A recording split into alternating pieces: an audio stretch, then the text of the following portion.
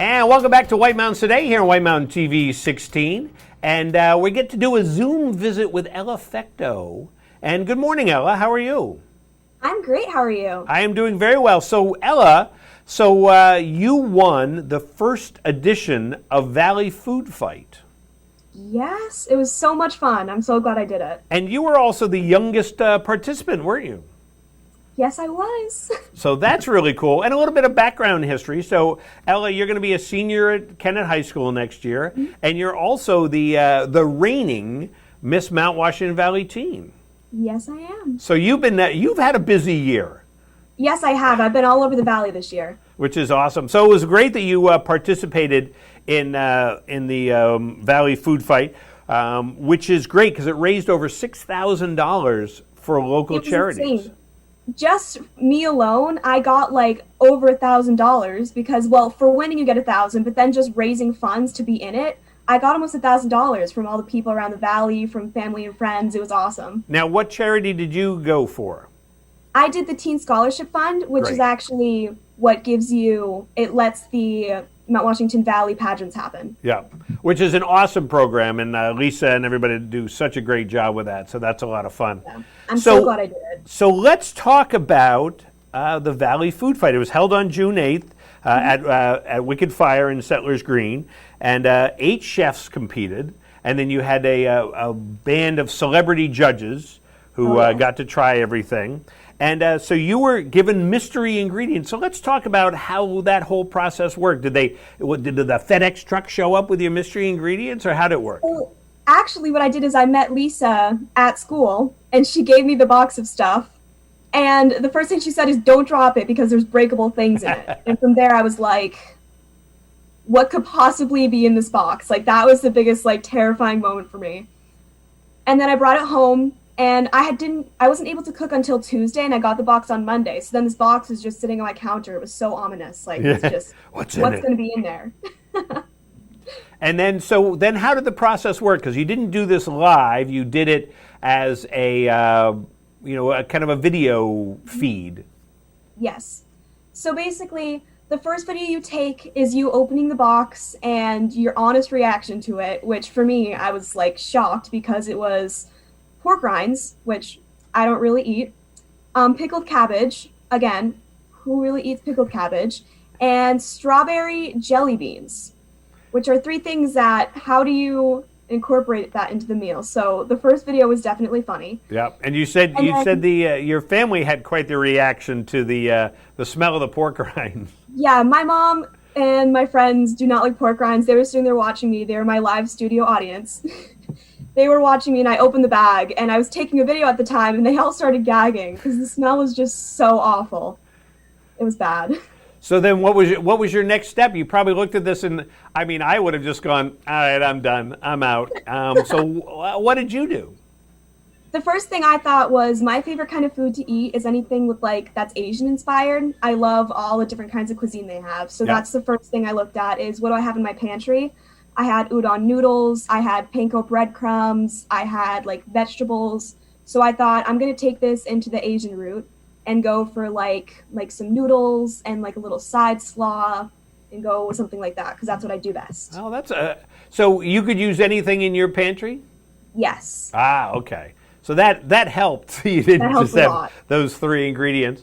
And then, so what is it you said? So is it basically an appetizer you made? Was it a main course? Was it good, I guess, is the question. Yeah, I thought it was awesome because throughout it, I was tasting it and I was like, I'm happy to eat this, but let's see if the judges are. And basically what I did, it was there was the main course, there was a little side, and then there was a dessert. And for the main course, I used the pork rinds to crust the chicken, and I mixed it with some panko to dilute it a little bit because they were very oily. And then I put them on top of some udon noodles that were dressed with orange and sesame seeds and all kinds of good things, my favorite. And then there was a side of the little Asian coleslaw that I used the purple cabbage in, and that had some toasted almonds and sesame seeds too. And then for the dessert, I took the strawberry jelly beans and I ground them up in a blender, and then I took the powder that came from the outer shell of it and I used it as the sugar and biscuits. So then I had these strawberry biscuits, and I put a cherry and strawberry ginger compote on top of it. with some vanilla whipped cream, and I'm happy that I got to make it and eat it. Wow. So you made it at home, and then how'd you get it to the judges and it still be edible? It was an interesting process because they gave us these trays, and you had to put each food in like the little tray and put a cover on it, and then put it in the refrigerator, and just hope that when you got there and heated it up, it would still taste okay. Okay. And then you did that in person at Wicked Fire, did the final preparation. Yes. And then the judges sat down.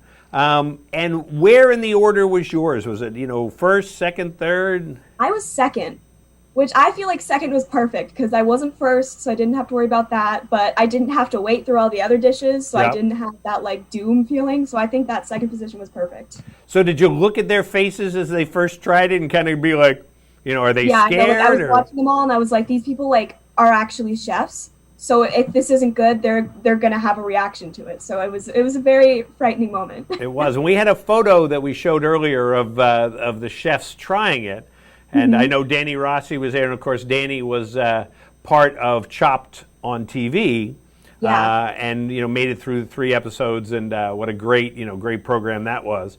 So Yeah. that's a lot of fun. So it sounds like it was a neat experience. Yeah, I'm so glad I did it. It was awesome. And well, hopefully they'll do it again. And Yeah. now, are you able to enter again, or as the reigning winner, are you now immediately disqualified?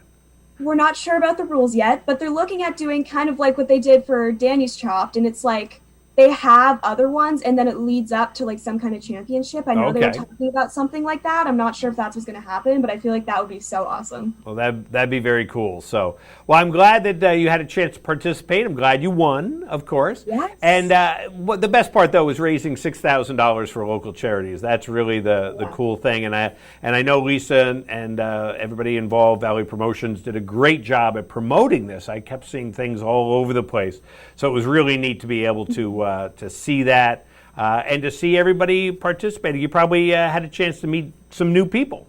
Yeah, my favorite part of all of these events is getting to meet new people. I love like expanding my circle, and it's so much fun to be able to like meet new people in different lights.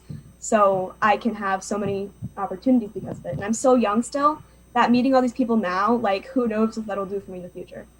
That's true. You are a kid, and I've known you since you were a little kid, when we used to go to Squeaky Sneakers with my son and your mom and you. So I mean, we're going back a long time. So so Ella, congratulations again, and I'm glad with all the stuff you're doing with the Miss MWV teen. I'm sure we'll see you all throughout the Valley this summer. There you are, right there. So. And so we'll see you around the summer. And again, congratulations, and thanks so much for joining us today.